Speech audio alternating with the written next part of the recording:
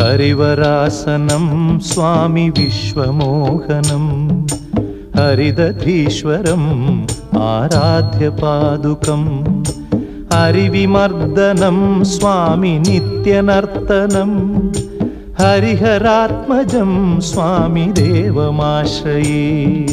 शरणमय्यप्पा स्वामी शरणमय्यप्पा शरणमय्यप्पा स्वामी शरणमय्यप्पा।